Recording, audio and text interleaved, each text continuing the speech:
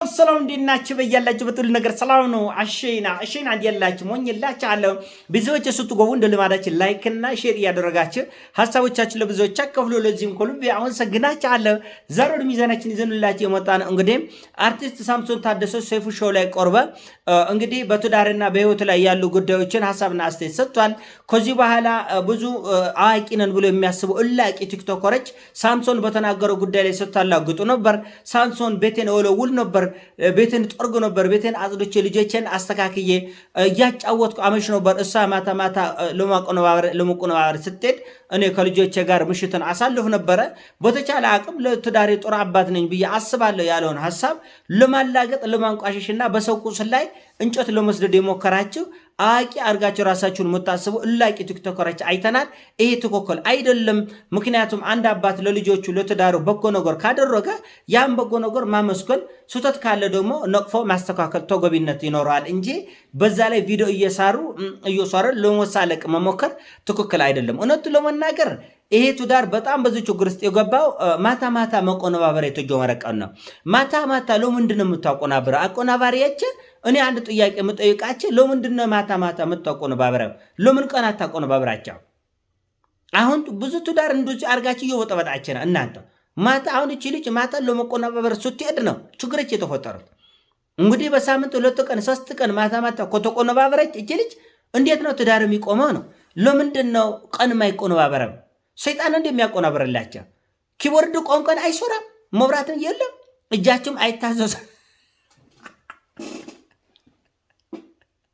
አቀናባሪዎች ቆንቆን እጃቸው አይታዘዙላችሁ ማለት እና ለምንድን ነው ጊታሩ እሺ አይልም፣ ከበሮ እሺ አይልም? ለምንድን ነው ቆንቆን ማታ ቆነባብረበት ምክንያት? ማታ ማታ ዶክማይቱን የምታቆነባብረበት ምክንያት ምንድን ነው? ይሄው ትዳር ወጣች ደስ አላችሽ። ማን ነው ግን ይሄን ያቆነባበረ? የዳግማዊትን ሙዚቃ ሲያቆነባብር የነበረ ሰውዬ ማን ነው? ለምንድን ነው ቆን ያላቆነባበረ? ይሄ እኮ መጠየቅ ያለበት ነገር ነው እና ትክክል አይደሉም። አንዳንድ ነገሮች በጊዜ መታረም አለባቸው። ለምሳሌ ዳግማዊት ፀሐዬ ከአክስቴ ልጅ ጋር ነው ብላ እርጉዝና ቆረሽ ሞሳሳም ዱባይ ላይ የታየውን እኔ ቆድሜ ነው ቪዲዮ ያገኙት፣ ቆድሞ ማለት ነው። ግን ደውራይ ነው ዝም ያልኩት። ግን አሁን ሁላችሁም አደባባይ ላይ ስላወጣችሁበት መነጋገር ግድ ስለሚለን አሁን የምንነጋገረው እውነቱ ያክስቴ ልጅ ናት። ይሄ እርጉዝና ቆረሽ ሞላላስ ሞተቃቀፍ ሞተዛዘል ዱባይ ላይ የነበረው ቪዲዮ እውነት ያክስቴ ልጅ ናት። ኧረ ተው በእናታቸው የማይመስል ነገር ለሚስት አትንጎራል። እና ተደራራቢ ችግር ነው። እኔ ሳምሶን እውነት አንጀቴ ነው ይወላኝ። እች ልጅ ተቆነባብራ ስንት አልበም ነው ያወጣቸው? እስቲ ንገሪ እስቲ ኮሜንት ላይ ስንት አልበም ነው? እኔ እንግዲህ የማያውቀው አልበም 3 አልበም ከሳምሶን ታደሰ 3 አልበም እንዳገኘች አውቃለሁ። 2 ሴት 1 ወንድ 3 አልበም አግኝታለች። ተቆነባብረው መጨረሻ ላይ የሞጣ አልበም ስንት አልበም ነው ያለው? የትኛው ፍምስ ያለ ፍምስና ሮስ እና አታላግጥ። እኔ ነው አንዳንዶቻችሁ ደግሞ ሙታላግጣላችሁ። የሚስቴ እግር አጠበ ብሎ ምን ያሞጻድቀዋል ግዴታው ነው ሙትላላችሁ። ኧረ እውነት ቆልድሽ ነው ሙራጭና ግዴታ አይደለም። እንዲህ ብላችሁ ሰው ላይ እንትን ሙታላግጡ ሴቶች አብዛኞቻችሁ እንኳን የራሳችን እግር ሊያጥብ የራስን እግር ሊያጥብ ወር የሚፈጅበት ባል ይዛችሁ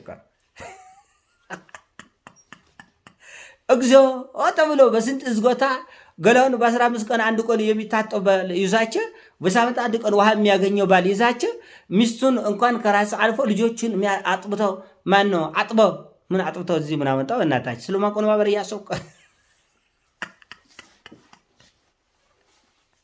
እና ልጆችን አጥበው ተንኮባክበው ማታ ሙሽጥ እሷ በምትቆነባበረው ሰዓት ነው እንግዲህ እሱ ይሄን የሚያደርገው ተመልከቱ። ቀላል ግዳይ አይደለም። እና ይሄን ሁሉ አድርጎ እንደገና ስትመጣ እግሩ አጥበ ይጎርመቻል። እንደገና እግሩ አጥበ ተንኮባክበ ቤቱን ጠርጎ ቤቱን ወልውሎ አጽድታ የሚቆይ ባል ላይ ለማላገጥ ትሞክራላችሁ። እሁን የእናንተ ባል እሺ ብሎ በፈቃደኝነት በ10 ቀን እንዴት ታጠባለ ነው ጥያቄ ነው። አብዛኛው አበሻ አባት እንዴት እንደምኖር እኛ እናውቃለን። በጥፊ በካልጭ እያለ ነው አብዛኛው። ብዙ ጥሩ አባቶች አሉ፣ ነገር ግን እንደ ተአምር ነው። በእርግጥ በአጠቃላይ ፍቅር የሚባለው ነገር ከ1 ነው። አሁንም ባለው በወጣቶቹ ከ1 ነው እንጂ ብዙ ቤት ችግር አለ። አንደኛ ባልየው ደህና ሲሆን ሚስትየው ታብዳለች፣ ሚስትየው ደህና ነው ስትባል ባልየው ያብዳል። በቃ ወፎፌነት የተሞላበት ንቀት፣ ግርግር፣ አሻጠር፣ ዝሙት በብዙ ነገር የተጨማለቀ ኑሮ ነው የምንኖረው። ድሮም ዘንድሮ ግን የድሮ ደግሞ ይብስ ነበር። የድሮ ደግሞ ትንሽ ይብስ ነበር፣ በአደባባይ በፎጣጣው በግልጡ ነበር እና አሁን ግን ጥሩ ወጣቶች አልፎ አልፎ ከሺ አንድም ቢሆን ከሞተ አንድም ቢሆን እየተስተካከሉ የፍቅርን ዋጋ እየተረዱ መንፈሳዊነትን እየበለጸጉ የመጡ ጥሩ ወጣቶች አሉ። ለዚህ ምስጋና ይገባቸዋል። ለዚህ ምስጋና ይገባቸዋል። አንዳንዶቻችን ግን ምንድነው ውዴታ ሳይሆን በግዴታ ምናምን ማነው በግዴታ የሚያደርገው? ምን አባቱ ስለሆነ ነው? ምን አባሽ ስለሆነሽ ነው ለአንቺ በግዴታ ተሳቢ መኪና እየነዳ ከጅቡቲ እዚህ የመጣ ያንቺን እግር ሊያጥብልሽ ነው? አንቺ ምን እየሰራሽ የማን ጎፈር እያወጠርሽ ውሎሽ ነው ያንቺ እግር እሱ ማታ ከስራ ሞቶ የሚያጥበው? ግዴታ አለት። ይሄ የህንድ ፊልም በብዛት አትዩ። ከልጅነት እስከ 40 ዓመታችሁ የህንድ ፊልም የምታዩ ሴቶች ያላችሁ ይሄ ከባድ ተጽዕኖ አሳድሮባችኋል። ይሄ ቀና የቱርክ ፊልም ቁጭ ብላችሁ የምታዩ ሴቶች ጊዜ አለው፣ ምቹ ጊዜ አለው፣ እረፍት ያለው ክፍተት ያለው ፋታ ያለው ወንድ ቢሆን ምንም አይደለም። ሜካኒክ ከመኪና ጋር ከሞተ ከካምቢዮ ጋር የሚታገል ባል መጥቶ ማታ ቤቱ ሊጠርግልሽ ነው፣ ሊወለወልልሽ ነው፣ ያንቺን እግር ሊያጥብ ነው። ግዴታ ነው? ግዴታ አይደለም። ቅንነት ይጠይቃል። በድካም ላይ ድካም ለመቆበል በጣም በጣም በጣም እጅግ በጣም ሰማዕትነት ነው። ለኔ እንደው ሰማዕትነት እግር ማጠብ ለኔ ሰማዕትነት ነው። ከባድ ስራ ለሚሰሩ ሰዎች፣ ተሳቢ ለሚነዳ፣ ለጉመኛ፣ ለአናጺ፣ ለሜካኒክ በጣም ከፍተኛ የጉልበት ስራ ለሚሰሩ፣ ለከፍተኛ ኢንጂነሪንግ ላይ የሚውሉ ከባድ ስራ የሚሰሩ ሰዎች አሉ። እና አንቺ ለጎና ቲክቶክ ላይ እዛ ተጎልተሽ ትወያለሽ። አንዱ የአንዱን እግር ቢያጥ ወይ ቢላላስ ብታይ ግዴታ ነው። ለምንድን ነው ግዴታ የሚሆነው? አንቺ ማን ጎፈር ታወጥራለህ? ራሳችን ጠይቅ እንጂ ስንጋባ 55 ኪሎ የነበረች ሴትዮ ስራ ቁጭ ብድግ ሰራተኛ ቤት ውስጥ ተቆጥረ እኮ ነው ደግሞ ይገርማል። ሰራተኛ ቤት ውስጥ ተቆጥረን ካል ሰው ራሱንና ልጆችን መንከባከብ እንዴት ያቅተዋል? ሰው ሲያገባ 50 ኪሎ የነበረች ሴትዮ ሞት 40 ኪሎ ትሆናለች። ቁጭ ብላ ለመንቀሳቀስ ፈቃደኛ አይደለችም።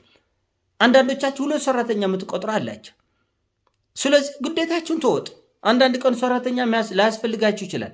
የልጆቻችሁን ግዴታ ራሳችሁ የምትወጡበት ሁኔታ ይኖራል እና ወንድ ከውስጡም ከውጭም አፈርዶች ወልተው አብሲት ጥሎላቸው አብሲት አቅጥኖላቸው እንጀራ ጓጉረላቸው ልትወለው ድንጋይ አይሆንብሽም እንዴ? እሱን ሞትበይ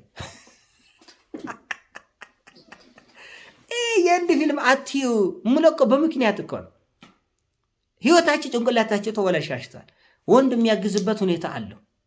ሁኔታ ጊዜው ሲመቸው ድካም ከሌለ ሁኔታች ሲመቹት አንዳንድ ሹፌሮች እኮ ይጎርመቻል። እንኳን የሚስት እግር ለማጠብ ቀርቶ የራስ እግር አይደለም የራስ እጅ ታጥቦ ለመብላት አቅማቱ ተልፈስሶም እንደገባ ፍራሽ ላይ የሚተኛ ሰው ካለ የሚወድቅ ሶፋ ላይ ወድቆ ድብነ የሞተ የሚመስል እንቅልፍ የሚተኛል። ያራቀኑ እንቅልፍ ይዘው ይመጣል። ስለዚህ ድርሻሽን ተወጪ። አያግዘኝም እኮ ኦሮ እባክሽ ምን አባሽ ስለንኩ ነው ማገዘሽ? 5 ቀን ሙሉ አይሱዙ ያለ እንቅልፍ ሲነዳ የኮረመ ሰው ሞት ያንቺን እግር ሊያጥብ ነው እንዴ? ምን እየሰራሽ ነው አንቺ? ከፈለገው እግርሽ ላይ ይወስበስ እንጂ እንዴት አርጋ ያጥብልሻል?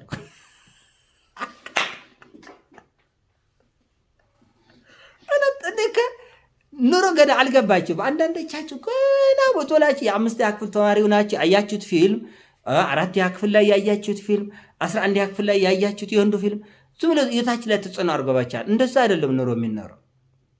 ይመቸዋል ወይ ሁኔታው ድካሙ እና የሰውን ድካም መረዳት አለባችሁ እንጂ እንደ ዝም ብላችሁ ወደ መናፍስ ትዝ ያላችሁን አይነት ኑሮ ለመኖር አትሞክሩ። ትክክል አይደለም። ጨዋነት ያስፈልጋል።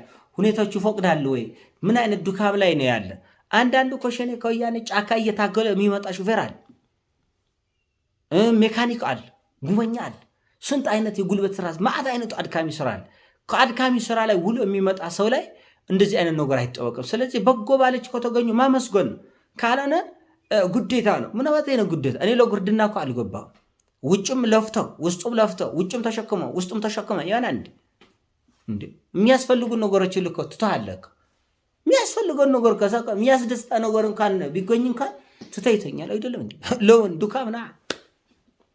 ስለዚህ ይሄን ለአይምራችን ማሰብ ይቻላል እንጂ ይሄ ቃና ቁጭ ብላችሁ መታየት የቱርክ አይነት ፊልም እውነታው ሌላ ነው። መሬት ላይ ያለ ነገር ሌላ ነው እና እንደዛ ብትረዳው አንዱ ሐሳብ ነው የቆረብከት እንጂ የራሳቸው አቋም ይኖራቸዋል። እኔ ግን በግሌ ኳስ በመሬት አርጉት አረጋጉት። እውነታው ሌላ ነው። ለመንሳፈፍ የምትሞክሩ ሰዎች አላቸው። ለመብረር የምትሞክሩ ሰዎች አላቸው። ከዓለምና ከእውነታው ጋር ያልተገናኛችሁ ሰዎች አላቸው። ይህንን ነገር አይታችሁ አስባችሁ አሰላስላችሁ ብታርሙት ብታስተካክሉ ደስ ይለኛል። የኔ ሐሳብ ነው። ሲሞቻችሁ ላይክ አድርጉ። ወዳችኋለሁ። ፒስ